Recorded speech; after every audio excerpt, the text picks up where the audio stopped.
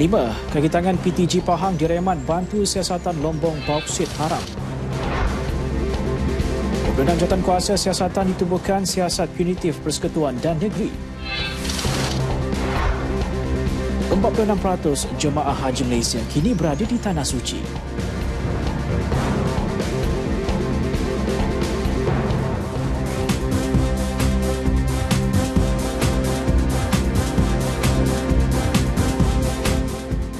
Selamat dan salam satu Malaysia. Ini N5 edisi 3 Ogos bersama dengan saya, Redwin Robin. Dan seperti biasa, kita akan berintas langsung ke Putrajaya bersama dengan Khairunisa Abdul Halim. Kemudian kita akan ke Johor bersama dengan Anas Muhammad Nur.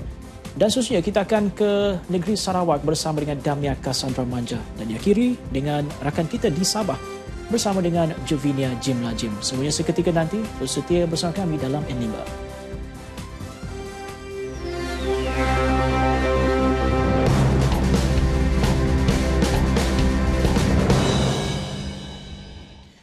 Sembilan anggota penguatkuasa pejabat tanah dan galian PTG Pahang direman 7 hari bagi membantu siasatan kes melindungi kegiatan melombong dan mengangkut bauksit secara haram ketika perintah moratorium dikuatkuasa di negeri itu. Perintah itu dikeluarkan Magistrate Tengku Iliana Tuan Kamaruzaman. Kesemua 9 kaki tangan PTG Pahang dibawa ke Kompleks Mahkamah Kuantan dengan kawalan ketat pegawai SPRM kira-kira 10-20 minit pagi tadi. Kes dikendalikan Timbalan Pendakwa Raya SPRM Muhammad Fadli Muhammad Zamri. Mereka yang berusia antara 29 dan 59 tahun itu ditahan kira-kira 3 petang semalam di beberapa lokasi di Kuantan susulan daripada penahanan seorang pegawai kanan Jabatan Kastam dan Eksais di Raja Pahang berusia 56 tahun semalam. Semua mereka ditahan di lokap SPRM Pahang di Indera Mahkota Kuantan. Difahamkan semalam, SPRM menyerbu beberapa jabatan kerajaan serta pelabuhan Kuantan dan merampas pelbagai dokumen.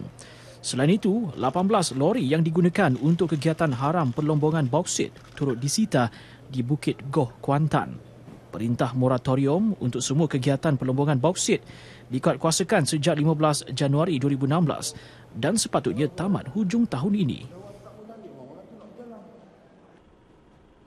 Di Pulau Pinang, Ketua Pegawai Operasi Rapid Penang mengaku tidak bersalah di Mahkamah Session Georgetown atas pertuduhan menerima rasuah berjumlah RM70,000 daripada sebuah syarikat 20 April 2015. Muhammad Syukri Abdul Rahman, 54 tahun, meminta dibicarakan selepas pertuduhan dibacakan jurubahasa di hadapan Hakim Nur Salha Hamzah. Tertuduh didakwa menerima wang daripada syarikat Gionic MSC sendirian berhad.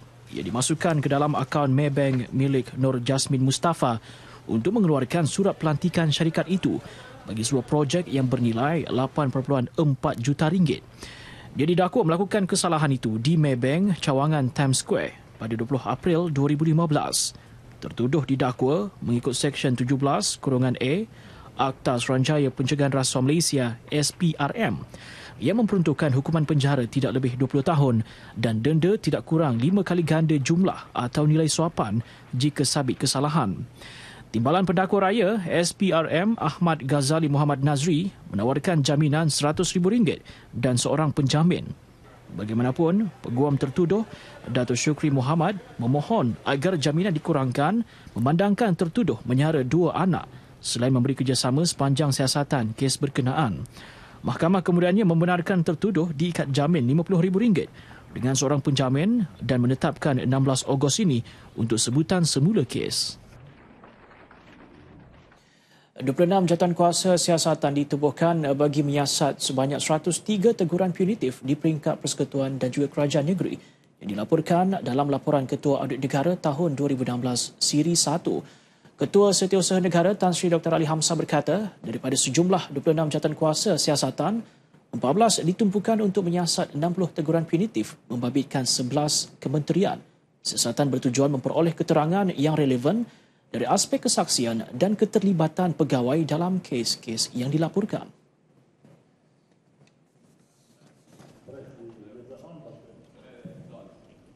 Kementerian Pertanian dan Industri Asas Tani, Kementerian Pertahanan, Kementerian Perdagangan Dalam Negeri, Koperasi dan Kepenggunaan, Kementerian Pendidikan Tinggi, Kementerian Kerja Raya dan Jabatan Kerja Raya, Kementerian Kesihatan Malaysia dan Jabatan Kerja Raya, Kementerian Kemajuan Luar Bandar dan Wilayah, Unit Kerjasama Awam Swasta JPM, Kementerian Sumber Manusia, Kementerian Pendidikan Malaysia, Kementerian Dalam Negeri. Daripada 60 teguran punitif itu, 31 daripadanya mempunyai asas untuk dimulakan prosiding tata tertib membabitkan 119 pegawai. Manakala 9 hasil pengauditan sedang diteliti Suruhanjaya Pencegahan Rasuah Malaysia SPRM. Di peringkat kerajaan negeri pula, 43 teguran punitif membabitkan 12 kerajaan negeri iaitu Johor, Melaka, Negeri Sembilan, Selangor, Perak, Pulau Pinang, Kedah, Perlis, Kelantan, Terengganu dan Sabah. 5 teguran telah selesai disiasat dan 17 pegawai mempunyai asas untuk dimulakan prosiding tata tertib. Terdapat 2 jenis teguran dalam laporan Ketua Audit Negara iaitu teguran korektif membabitkan penambahbaikan sistem dan prosedur, manakala teguran punitif adalah penyelewengan, penyalahgunaan kuasa, salah laku atau kecuaian pelaksanaan tugas. Dia berucap pada sesi bersama media susulan laporan Ketua Audit Negara tahun 2016 siri 1 yang dibentangkan di Dewan Rakyat pada Isnin lepas. Pada sidang media yang sama, Tan Sri Ali Hamzah turut memaklumkan semua kes laporan audit negara bagi tahun 2012 hingga 2015 melibatkan 528 pegawai telah pun diselesaikan. Di mana 167 orang pegawai diambil tindakan tata tertib dan secharge oleh lembaga tata tertib berkenaan meliputi hukuman amaran sehingga buang kerja. 1 kes masih dalam siasatan SPRM. Tan Sri Ali Hamzah menegaskan kerajaan memandang serius teguran Ketua Audit Negara demi mewujudkan perkhidmatan awam berprestasi tinggi dan berintegriti. Di samping tindakan tata tertib dan tindakan oleh SPRM, kerajaan turut menjalankan pelbagai usaha seperti program pemantapan kompetensi dan nilai integriti, lab resolusi laporan Ketua Audit Negara dan seminar isu-isu semasa pengurusan kewangan. Selain itu, pemantapan ke atas pemantauan projek-projek pembangunan dan ikrar bebas rasuah yang telah ditandatangani oleh 449 organisasi. Seorang bekas ahli Majlis Bandaraya Pulau Pinang MBPP memfailkan saman terhadap kerajaan DAP Negeri dan MBPP.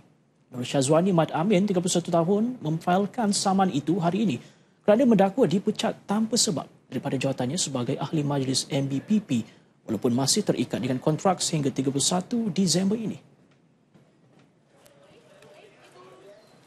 Dalam kenyataannya, Nur Syazwani sebagai plaintiff menamakan MBPP, Datuk Bandar MBPP, Setiausaha MBPP dan Setiausaha Kerajaan Negeri sebagai defendant. Menurut Nur Syazwani, pada tarikh pemecatannya, beliau sudah melakukan tugas sebagai ahli majlis dan tidak diberikan sebarang notis pemberitahuan awal. Nur Syazwani yang diwakili Peguam, Datuk Aswandi Hashim, menuntut defendant membayar baki allowance sebagai ahli majlis daripada Mei sehingga Disember berjumlah RM32,000, ganti rugi kesusahan RM50,000, ganti rugi teruk RM50,000 dan lain-lain tuntutan yang setimpal. Operasi mencari dan menyelamat SAR 4 nelayan yang hilang di Muara Kuala Dungun, Terengganu semalam diteruskan hari ini dengan tertumpu di sekitar pantai dan muka kuala. Untuk tujuan itu, 70 anggota pasukan SAR digerakkan untuk mengesan mangsa yang hilang itu.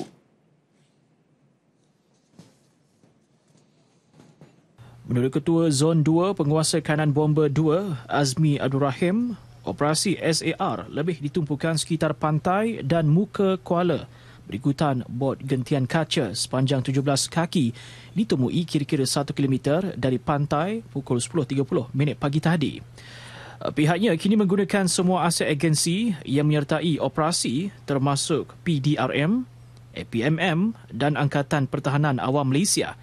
SAR mengesan mangsa menggunakan 14 buah bot dengan skop pencarian sekitar 500 hingga 1 km dari pantai. Kumpulan Keselamatan Nelayan, Ku Kenal, juga turut mengerahkan anggotanya menyertai operasi ini. Berdasarkan saksi yang selamat, Muhammad Syajrin Yaakob, dia bersama 4 lagi rakan menaiki bot gentian kaca itu untuk ke jeti pukul 8 malam tadi. Ini berikutan, bot pukat jerut kategori C itu tidak dapat memasuki muara kerana dasarnya yang cetek dan terpaksa berlabuh kira-kira 1 kilometer dari pantai. Bagaimanapun, kira-kira 300 meter dari pantai, bot yang mereka naiki itu dilanda ombak yang menyebabkan bot itu terbalik. Dia berjaya menyelamatkan diri kerana tahu berenang dan hanya mengetahui nasib 4 sahabatnya dari kampung dalam Ru Semerak Pasir Putih itu hilang. Pihak bomba dan penyelamat yang dimaklumkan mengenai tragedi itu sekitar pukul 10 malam tadi. Sementara itu, Ketua Polis Daerah Dungun, Superintendent Ahmad Zalani Yaakob berkata, pencarian juga menggunakan selaman pasukan skuba dan rondaan pesisir pantai. Pihak berkuasa juga memohon bantuan pesawat udara bagi membantu pencarian kerana pada sebelah petang keadaan laut bergelora. Dan nasihat daripada para nelayan lah yang kita tidak boleh ketepikan. Sebab mereka ni mahir di laut dan kita buat pencarian di kawasan tersebut. Kita tidak melupakan di kawasan-kawasan lain. Kita juga mengandar bot-bot untuk membuat pencarian di kawasan berhadapan UiTM dan juga yang kita percaya mungkin ada antara mereka tu dihanyutkan ke kawasan-kawasan tersebut. Tragedi itu juga menyebabkan mangsa Muhammad Zawawi Muhammad, 27 tahun, Cik Muhammad Effendi Ismail, 34 tahun, Muhammad Nazri Yaakob, 37 tahun dan Abdul Wahab Zakaria, 40 tahun hilang. Kesemua mereka bekerja sebagai awak-awak dengan pengusaha bot yang beroperasi di Kuala Besut dan berasal dari kampung yang sama. Tak kira lah dia dah lekat dekat pun asal ko saya boleh tengok dia.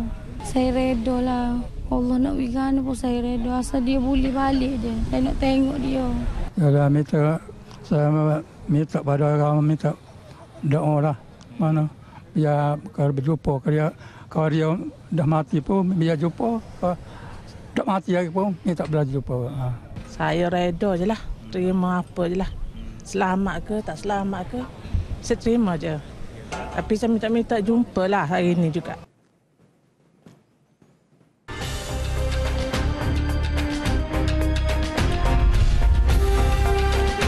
Pengorbanan dan kecintaan kepada Allah, kemuncak ibadah tertinggi. Lengkapkan imanku dengan cahaya hikmahmu.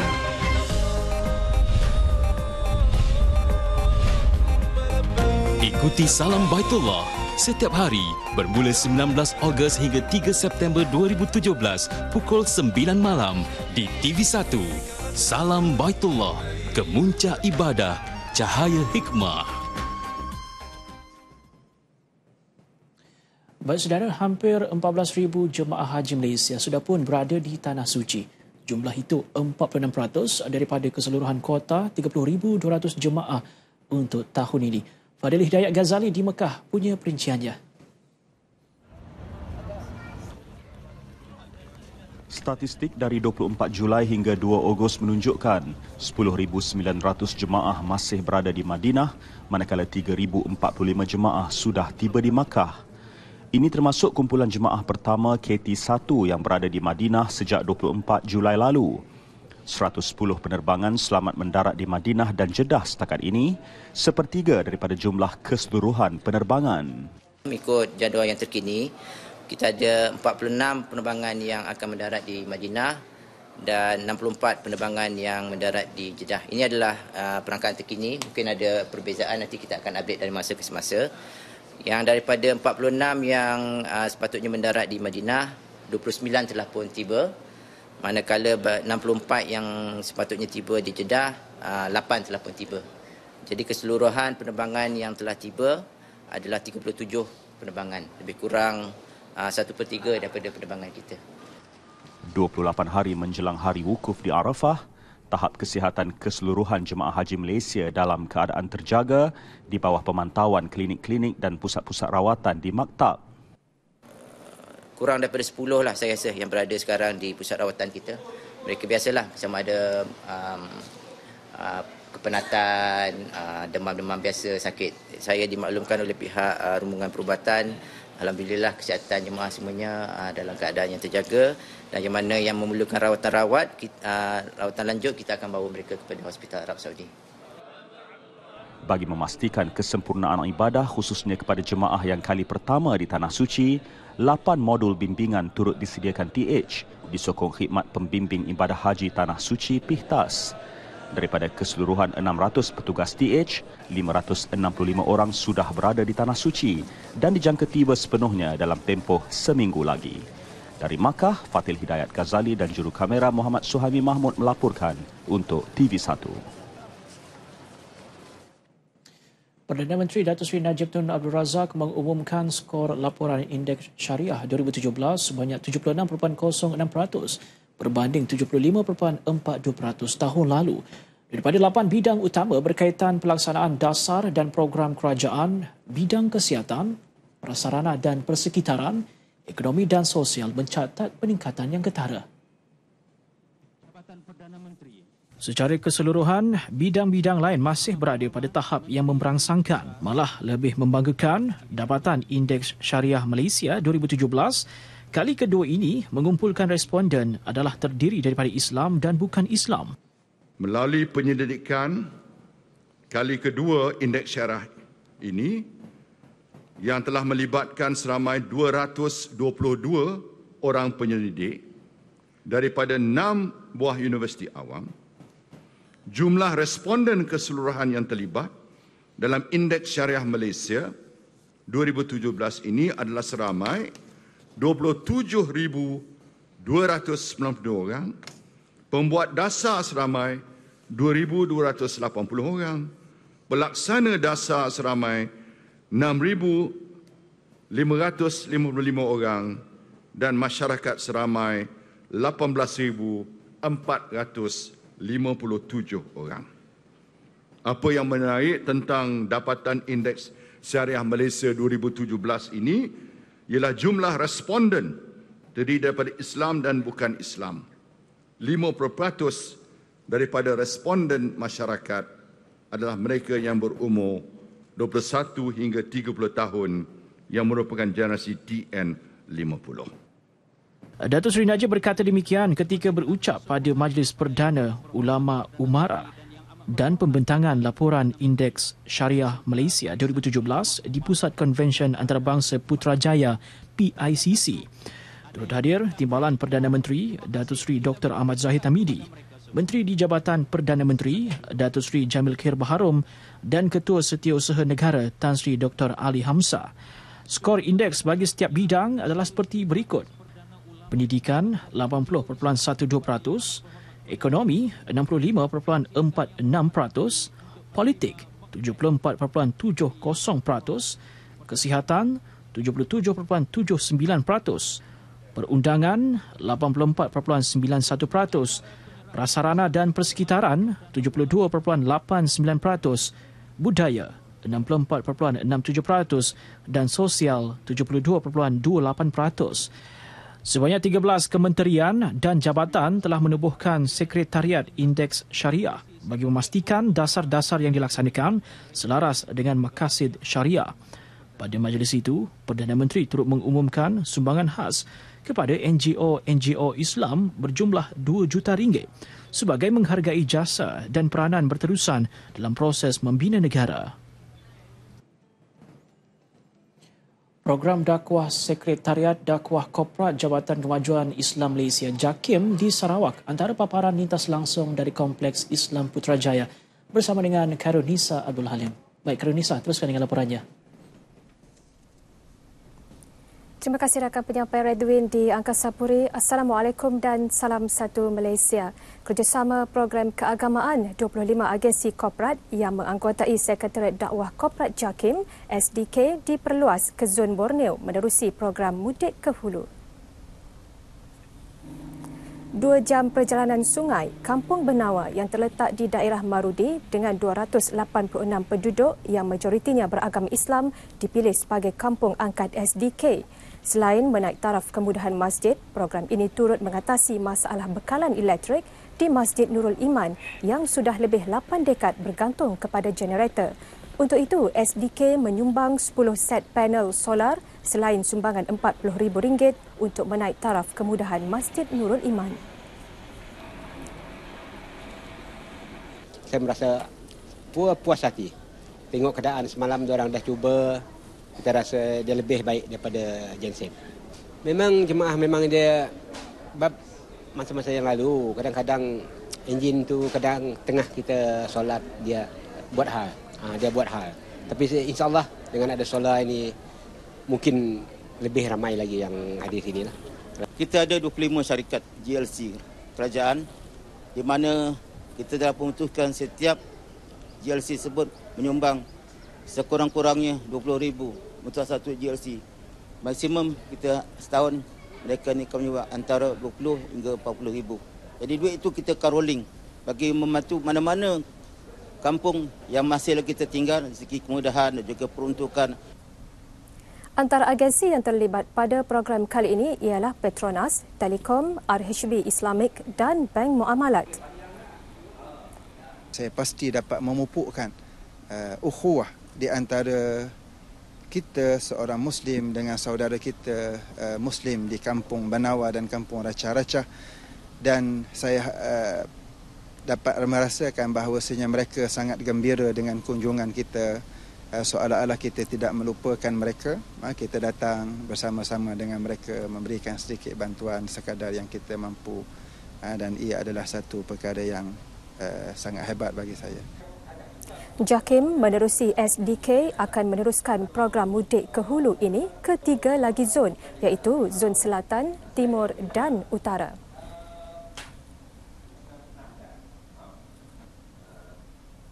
Mula dipasarkan November tahun lepas, stesen wuduk Sahala diakui sangat memudahkan golongan kurang upaya mengambil wuduk di tempat awam. Stesen wuduk itu menjalani proses penyelidikan dan pembangunan selama 2 tahun dan setakat ini 13 unit telah digunakan di masjid dan hospital. Prihatin dengan masalah OKU berwuduk, mencetuskan idea kepada Mestech Solutions Sdn Bhd, sebuah syarikat Bumi Putra, mereka cipta inovasi terbaru, stesen wuduk Sahala.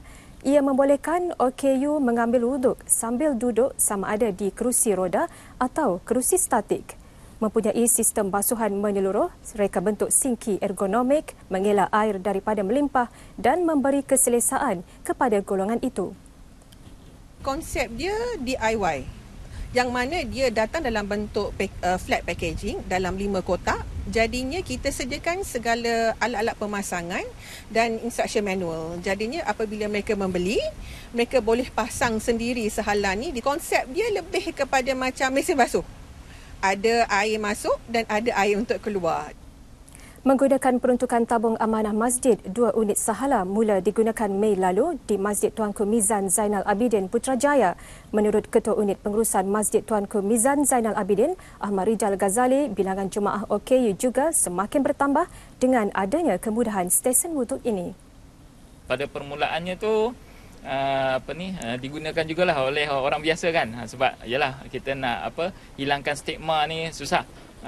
Pada mulanya tu mereka menggunakan nampak macam sinki kan, sinki air kan, so basuh tangan dan sebagainya lah. Tapi selepas beberapa bulan selepas itu, alhamdulillah lah, feedback yang kita dapat, maklumat balik daripada ahli jemaah, terutama mereka yang OKU tu, alhamdulillah amat menggalakkan lah. Stesen wuduk ini mudah dipasang dan berdekatan dengan ruang solat selain memudahkan golongan OKU dan warga emas. Dia lebih rapat dengan untuk kita untuk ambil punca air tersebutlah, dan untuk daripada bahagian-bahagian wuduk tu memang disediakan faik yang fleksibel untuk bahagian kaki, untuk susah kecapaian kita untuk mencapai bahagian untuk basahan kaki tu, dia dah sediakan daripada saluran daripada bahagian bawah je, dan ia lebih agak selesa lah kerana baju tu pun pakaian kita orang pun tak basah lah. Stesen wuduk ini juga telah mendapat permintaan luar negara. Baru-baru ini, Mestech Solutions Sdn Bhd menandatangani perjanjian bekalan Sahala dengan sebuah syarikat Arab Saudi di Riyadh.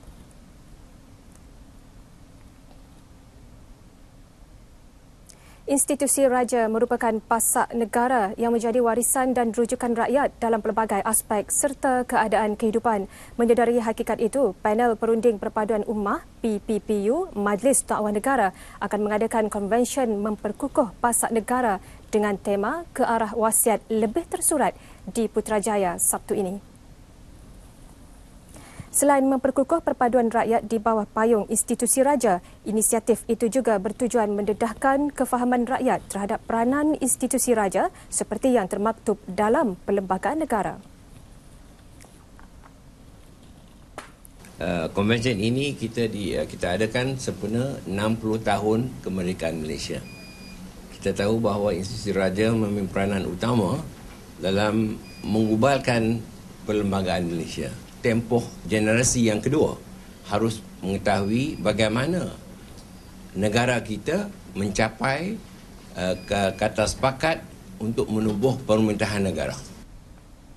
500 peserta yang akan menyertai konvensyen 2 hari ini terdiri daripada jemputan khas pelbagai latar belakang.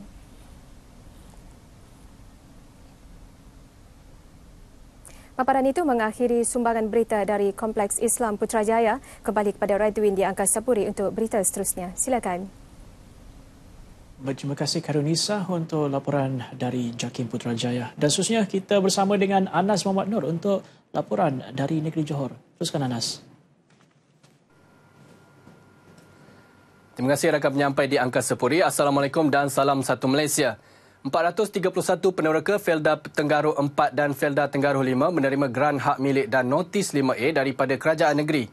81 peneroka menerima geran hak milik dan 350 lagi menerima notis 5A pada Majlis Penyerahan Hak Milik oleh Menteri Besar Datuk Seri Muhammad Khalid Nordin.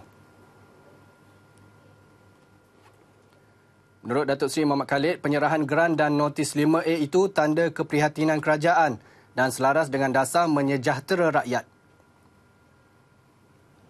Yang berbahagia Encik Abdul Rahman bin Ahmad selama 30 tahun lebih dek untuk mendapatkan geran dan macam-macam dugaan yang kita temui masa baru pindah ke tanah rancangan ni dengan tak ada bekalan api, tak ada bekalan air seperti sekarang lah. Jadi berbanggalah dengan dapatnya geran pada hari ini untuk warisan generasi yang akan datang. Saya sudah terima geran jadi hak milik sendiri. Berasa gembira lah sebab saya sudah menunggu selama 30 tahun kan.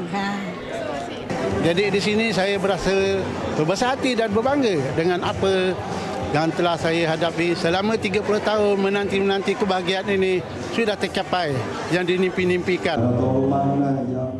Penyerahan geran dan notis 5A ini juga bukti komitmen kerajaan memastikan peneroka mendapat hak milik yang sememangnya hak mereka.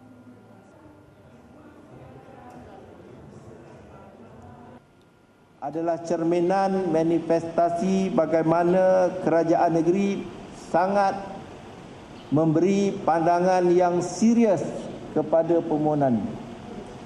Ia menjadi perkara utama kerajaan negeri dalam kita hendak membantu masyarakat Felda yang berhadapan dengan cabaran untuk mendapat hak milik.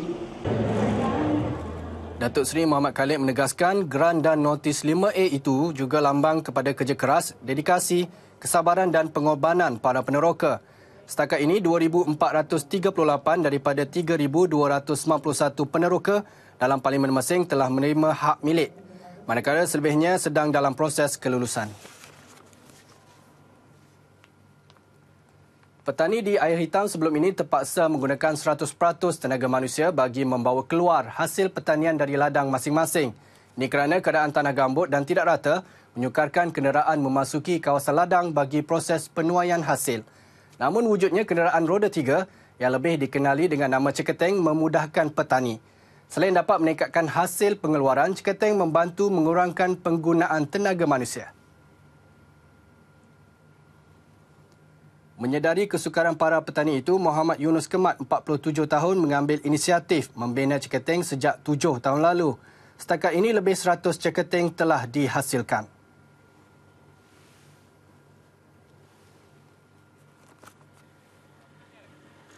Idea datang daripada kita kerja memetik buah sawit ni terlalu jauh kebunnya tu, jadi kita nyiptain lah untuk mengeluarkan buah sawit dengan mudah lah. Itu. Kalau Dulu orang kata roda 3, sekarang pasal yang di bibir ni orang cakap ceketeng, itulah yang mudah dipanggil lah. Yunus yang hanya mendapat pendidikan asas sekolah tidak pernah mengikuti mana-mana kelas kemahiran. Sebaliknya, mempelajari kerja-kerja mengimpal daripada bapanya. Ceketeng dihasilkan menggunakan enjin terpakai dan kotak gear yang dibawa sendiri oleh pelanggan, manakala tayar terpakai disediakan Muhammad Yunus. Enjinnya berfungsi menggunakan petrol dan kos pembuatan tidak termasuk enjin hanya RM3,000. Setiap satu ceketeng mengambil masa sebulan untuk disiapkan tanpa bantuan pekerja. Dan setiap ceketeng berupaya membawa 300 kilo kelapa sawit dan 600 biji nanas pada satu-satu masa. Melihat kesungguhan Muhammad Yunus, Adun Semarang Datuk Samsul Bari Jamali menghargai kreativiti dan inovasinya dengan memberi bantuan mesin pengimpal bagi membantu Yunus melancarkan kerja-kerja penanaman nanas dan kelapa sawit. Dengan mesin pengimpal berkuasa tinggi itu, kerja-kerja pemasangan ceketeng lebih mudah dan cepat serta memperoleh hasil yang lebih kemas serta berkualiti. Kerana ia adalah gambaran bagaimana orang biasa yang tidak mempunyai ilmu yang tinggi dan berkemahiran yang tinggi tetapi berjaya dapat mewujudkan satu usaha yang memberi kemudahan dan manfaat kepada para petani di kawasan ini khususnya. Jelas Datuk Samsul, ceketeng memerlukan kerangka yang kuat dan kukuh kerana perlu membawa hasil pertanian yang banyak. Mesin pengimpal itu merupakan insentif kepada Muhammad Yunus dan memberi motivasi untuknya menghasilkan lebih banyak ceketeng. Beliau yang telah 2 kali melawat bengkel ceketeng Muhammad Yunus berpuas hati dengan komitmen ditunjukkan sebelum mengambil keputusan memberi mesin pengimpal. Sekian perkongsian dari Johor petang ini. Kembali semula ke Angkasa Puri untuk berita lanjut N5. Terima kasih Anas untuk laporan dari negeri Johor itu. Ke laporan selanjutnya, Melaka bakal memperkenalkan penggunaan perkhidmatan basikal OFO Eco Green di sekitar negeri itu, terutama kawasan tumpuan pelancong Melaka dalam masa terdekat. Selain mampu memudahkan pelancong bergerak mengelilingi negeri itu tanpa menggunakan perkhidmatan pengangkutan awam, juga membolehkan mengurangkan pelepasan karbon dioksida. Ketua Menteri Melaka Datuk Seri Idris Harun berkata, Melaka adalah negeri pertama yang mengaplikasikan konsep perkongsian berbasikal dan ia juga bersesuaian dengan Melaka sebagai negeri hijau. Ia juga mampu mengurangkan kesesakan lalu lintas khasnya pada waktu-waktu puncak sekitar bandar dan pelancongan negeri itu. Pada peringkat permulaan, syarikat OFO Malaysia akan menyediakan 500 basikal yang berkonsepkan bike sharing tanpa penggunaan tunai di beberapa stesen yang disediakan beberapa lokasi termasuk Sungai Rambai.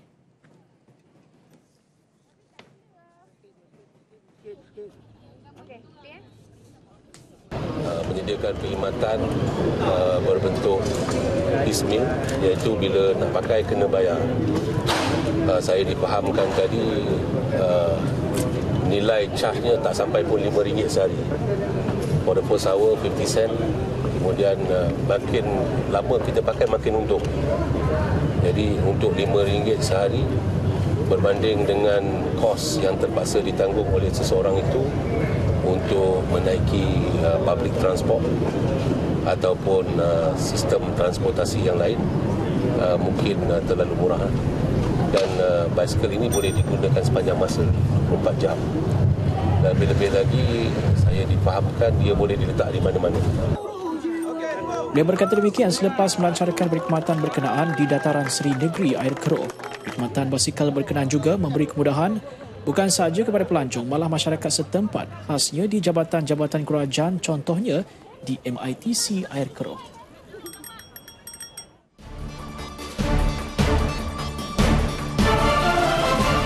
Dengan wajah dan semangat baru, kami bawakan kepada anda berita-berita harian terpenting dan menyeluruh. Meliputi aspek politik, ekonomi, sosial, hiburan dan sukan di dalam dan luar negara. Kini berada di Parlimen di Dataran Merdeka, menjadikan waktu istirahat anda bersama keluarga lebih bermakna. Merangkumi semua berita terkini, menambah pengetahuan anda. Semua kami tampilkan hanya di Nasional 8.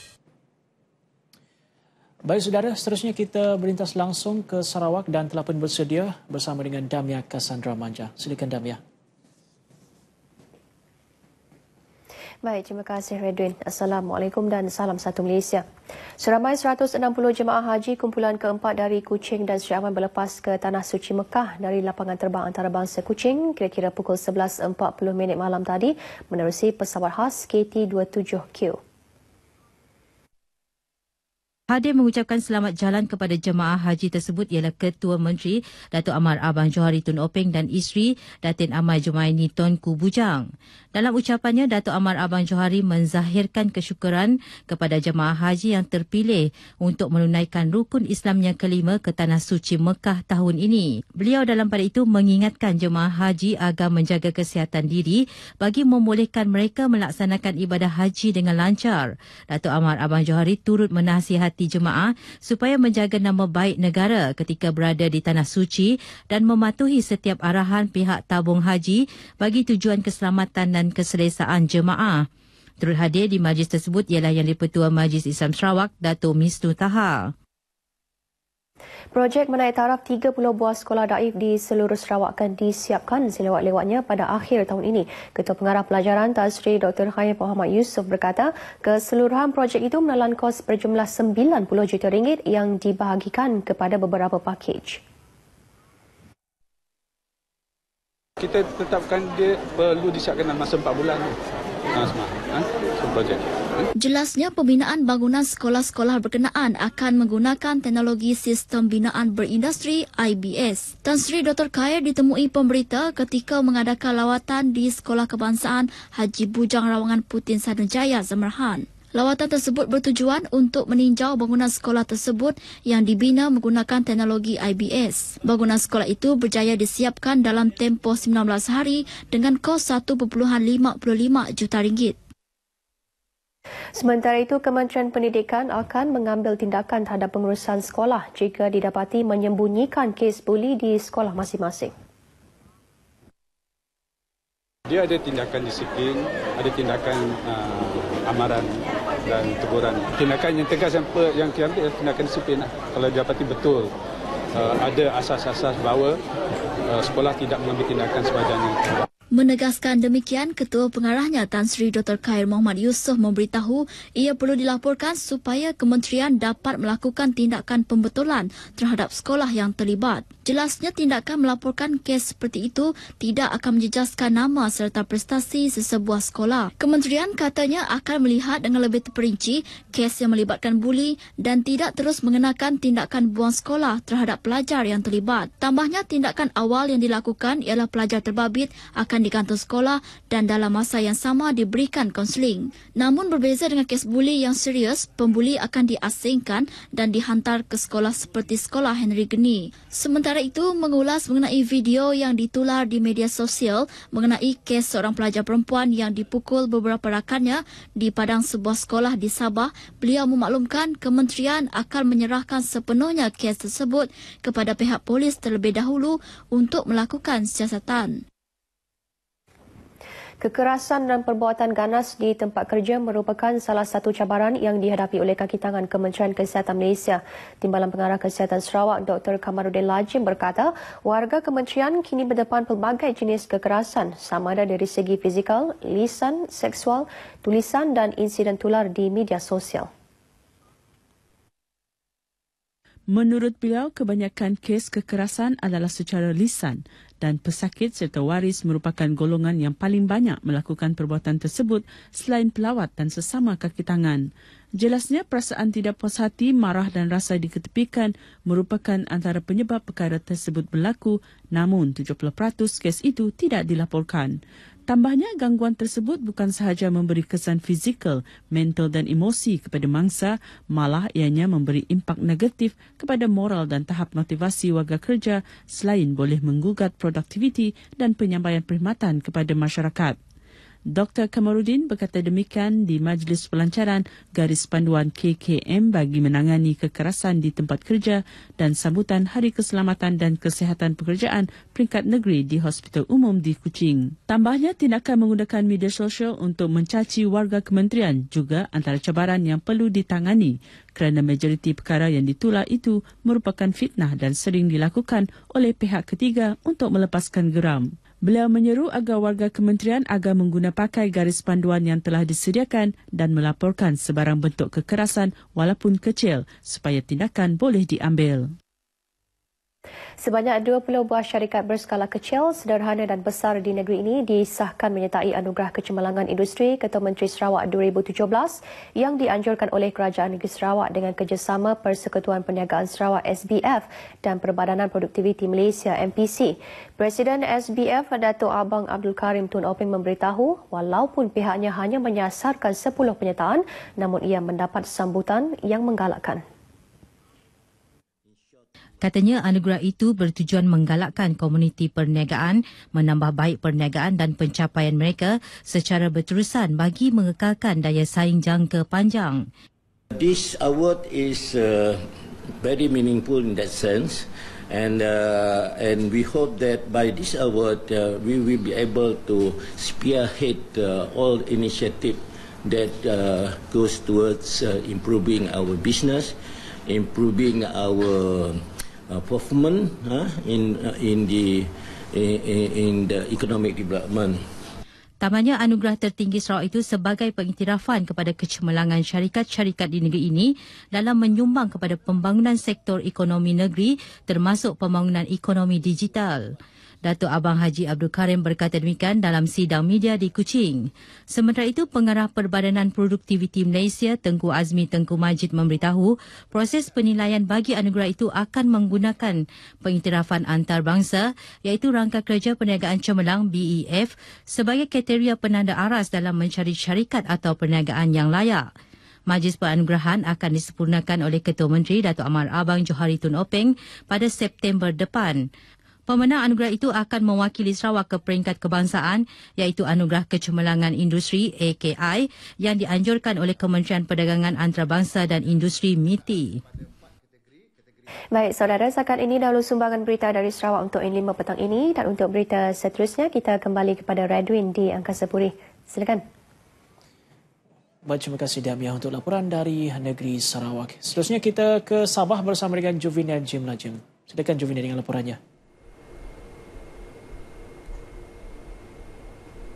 Baik, terima kasih Redwin di Angkasa Puri. Salam sejahtera dan salam satu Malaysia.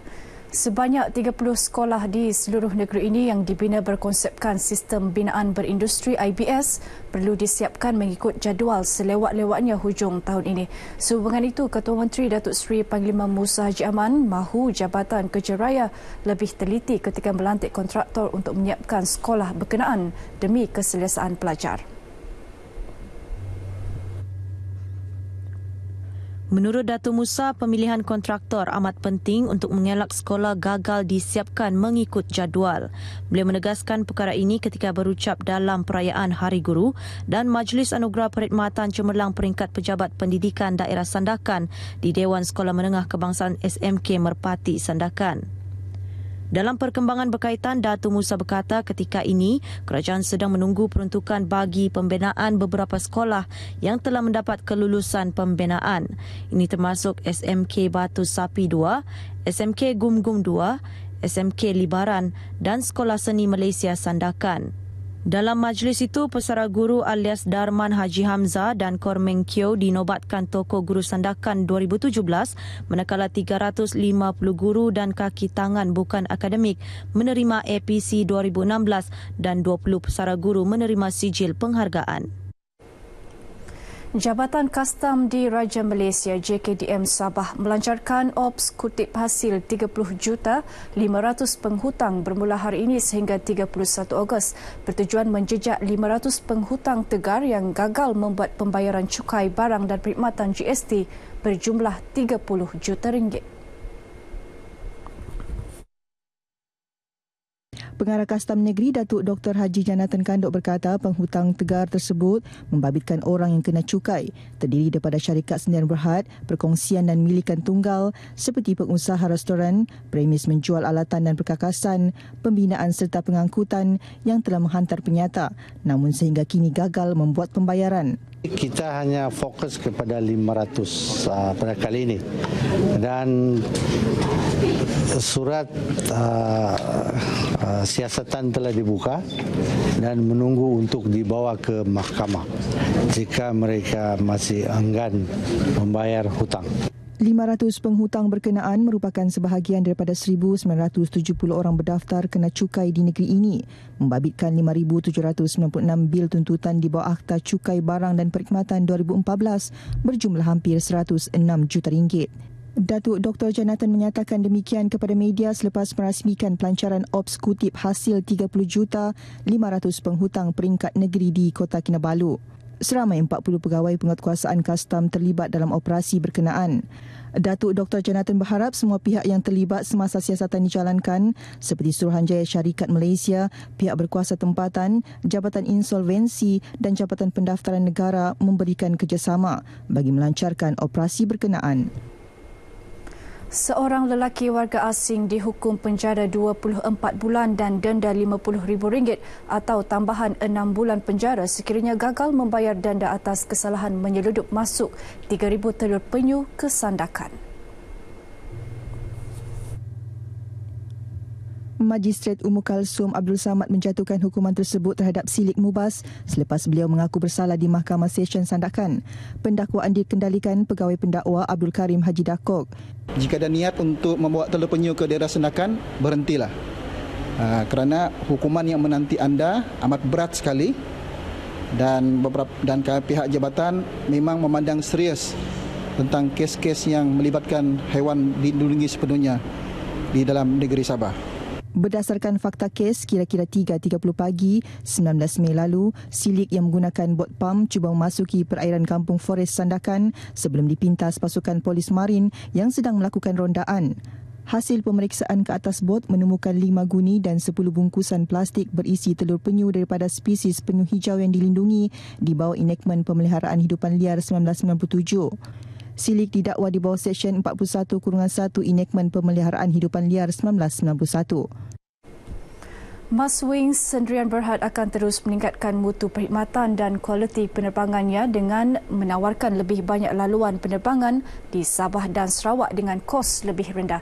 Menurut Ketua Pegawai Eksekutif Maswings Aminuddin Zakaria, sejak beroperasi di kedua-dua negeri, syarikat berkenaan merekodkan sejumlah 12 juta penumpang. Setakat ini, Maswing mempunyai lebih 300 penerbangan sehari melibatkan 23 destinasi di Sabah dan Sarawak. Antaranya penerbangan dari Kota Kinabalu Lahadatu, Kota Kinabalu Sandakan, Kota Kinabalu Labuan, Labuan Miri dan Miri Kuching Sarawak. Penerbangan Maswing menggunakan 2 jenis pesawat iaitu pesawat ATR dengan kapasiti 70 penumpang dan pesawat Viking 19 penumpang. Pada masa ini, Maswing memiliki 10 pesawat ATR dan 6 pesawat Viking. 1 tahun dalam 1.2 juta. Ya. Jadi sekarang Maswing sudah nak masuk 10 tahun, boleh dikatakan dekat 12 juta sekarang. Passenger lah naik Maswing. Itu antara Sabah dan Sarawak. Sabah Sarawak yang memakai ATR ataupun Viking. Aminuddin bercakap kepada RTM di Kota Kinabalu. Dalam perkembangan sama, beliau memaklumkan Maswing turut melaksanakan program tanggungjawab sosial korporatnya dengan kerjasama pelbagai pihak, antaranya program penerbangan prihatin melibatkan anak yatim dari beberapa rumah anak yatim di negeri ini dengan kerjasama Yayasan Dakwah Islamiah Malaysia Yadim Zon Sabah dan Tabung Haji Cawangan Sabah. Baik, saudara, sekian berita N5 dari Sabah petang ini. Teruskan dengan Radio di Angkasa Puri. Silakan. Terima kasih Juvinia untuk laporan dari negeri Sabah. Saudara, tiada apa yang lebih menggembirakan bagi seorang warga emas apabila rumah usang yang telah didiami hampir 30 tahun dapat dibaiki semula melalui projek Touchpoint 2017. Projek titik sentuhan dengan dana RM10,000 itu merupakan inisiatif unit penyelarasan pelaksanaan Jabatan Perdana Menteri ICU JPM bagi membantu golongan yang kurang berkemampuan untuk mendapatkan kediaman yang lebih selesa. Matsah Akob, 81 tahun, merupakan penerima pertama untuk fasa pertama program bantuan baik pulih rumah secara gotong royong di Melaka. Aku banyak terima kasih lah sama Datuk ada tolong, semua tolong orang kita tentu tolong. Banyak terima kasih. Ya, duduk rumah tak ada lah. Sebelum ni sangat teruk banjir dengan jeng bocor. keadaan memang teruk lah. Kayu semua dah reput. Bila tidur hujan pun turun, bocor kan. Pemilihan Mat Sah sebagai penerima bantuan adalah berdasarkan senarai e-kasih yang dikeluarkan oleh Jabatan Kebajikan Masyarakat JKM.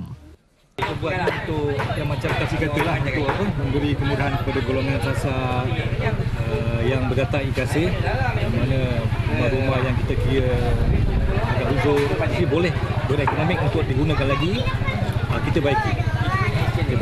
Tengoklah apa yang rosak. Bumbung atau rumah ni bumbung dan mungkin ada kayu-kayu dinding kan. Sebanyak 10 buah rumah di sekitar Parlimen Bukit Katil dipilih untuk menerima bantuan di bawah program ini. Baik, kita beralih ke berita sukan. Larian obor Sukan C dan Sukan Para Kuala Lumpur KL 2017 yang memasuki hari keempat peringkat negeri Selangor terus menjelajah ke daerah Gombak. Selepas daerah Sabak Bernam, larian obor dibawa menjelajah daerah Gombak. Larian bermula 7.30 pagi di perkarangan Padang Futsal Selayang Pandang. Larian melibatkan jarak sejauh 5.1 km diketuai Pegawai Kemajuan Zon 5 Unit ICU Zon Gombak, Muhammad Kamarul Yahya Hussein, bersama kira-kira lebih 500 peserta yang terdiri daripada orang awam, pelajar IPTA, IPTS, Kolej Komuniti dan kaki tangan Majlis Perbandaran Selayang. Obor kemudian diserahkan kepada Yang di-Pertua Majlis Perbandaran Sepang, Datuk Puasa Mat Taib. Menandikan larian obor akan dibawa ke daerah tersebut esok. Menjelang Sukan C Kuala Lumpur KL 2017, syarikat berkaitan kerajaan GLC Tenaga Nasional Berhad TNB tampil sebagai rakan penaja rasmi tenaga kategori emas dan juga pasukan hoki kontingen kebangsaan bagi Sukan C KL 2017. Jelas Menteri Belia dan Sukan Khairi Jamaluddin Abu Bakar, tanjaan merangkumi wang tunai dan barangan bernilai lebih RM3 juta untuk KL 2017. Jumlah kira-kira melebihi RM3 juta sepanjang temasya berlangsung. Kerajaan KL 2017, TNB juga adalah co-sponsor kepada program Satu Pingat Satu Pokok, menunjukkan komitmen TNB kepada pembangunan lestari dan juga sustainability. Dan saya harap bahawa melalui penajaan ini juga TNB juga akan terus memberi sokongan kepada sektor sukan kita. Selain itu, TNB turut menaja wang tunai sejumlah RM52,000 kepada pasukan hoki kebangsaan sempena meraihkan kejayaan pasukan layak ke Piala Hoki Dunia 2018 yang bakal berlangsung di England. Tajaan ditandatangani oleh Ketua Pegawai Korporat TNB, Datuk Wira Roslan Abdul Rahman dan Ketua Pegawai Eksekutif Sekretariat Masok, Datuk Sri Zokples Embong, disaksikan Khairi Jamaluddin. Baik saudara, untuk laporan cuaca semasa kita bersama dengan Wan Muhammad Hafiz Husin di Met Malaysia. Silakan Wan. Baik, terima kasih rakan penyampai dan Kasapuri. Assalamualaikum dan salam sejahtera. Informasi cuaca terkini pada petang ini dimulakan dengan melihat corak tiupan angin di rantau negara kita dan secara lazimnya masih lagi didominasi daripada arah barat daya dengan kelajuan yang agak sederhana sekitar 20 hingga 30 km sejam. Walau bagaimanapun angin di perairan Phuket bertiup dengan agak kencang sekitar 40 hingga 50 km sejam dan ketinggian ombak boleh mencecah 3.5 meter. Sehubungan dengan itu, Met Malaysia telah mengeluarkan amaran angin kencang setelap gelora kategori pertama di kawasan perairan Phuket yang mana keadaan ini adalah berbahaya kepada bot-bot kecil serta sukan dan rekreasi laut. Amaran ini berkuat kuasa sehingga 5 Ogos 2017. Seterusnya, kita beralih ke paparan Gema Radar untuk melihat keadaan cuaca dengan lebih terperinci. Dan bagi negeri-negeri di semenanjung Malaysia, hujan di satu dua tempat sedang berlaku dan lebih tertumpu di negeri Perak, negeri Pahang, negeri Terengganu dan juga di negeri Selangor yang mana keadaan lembap ini dijangka akan beransur reda menjelang ke lewat petang nanti. Manakala di negeri-negeri lain dalam keadaan yang mendung. Seterusnya kita beralih ke negeri Sabah dan Sarawak. Bagi negeri Sabah, hujan di satu tempat sedang berlaku di bahagian Sandakan dan juga di bahagian Tawau. Manakala di bahagian-bahagian lain dalam keadaan yang agak mendung. Manakala di negeri Sarawak pula, hujan di satu tempat pula sedang berlaku di bahagian tengah dan juga di bahagian barat negeri Sarawak. Keadaan ini juga dijangka akan beransur reda menjelang ke lewat petang nanti. Dan sebelum berpisah, kita lihat ramalan cuaca bagi bandar-bandar utama di seluruh Malaysia. Sekian dari Met Malaysia, saya Wan Hafiz. Assalamualaikum.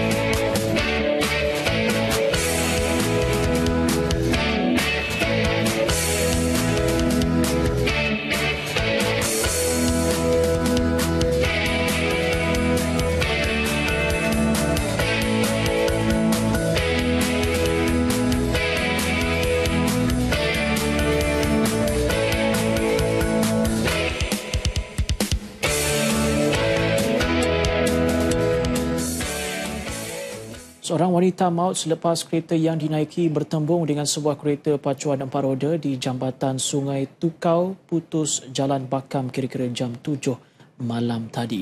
Bagaimanapun suami bangsa dan anak mereka terselamat.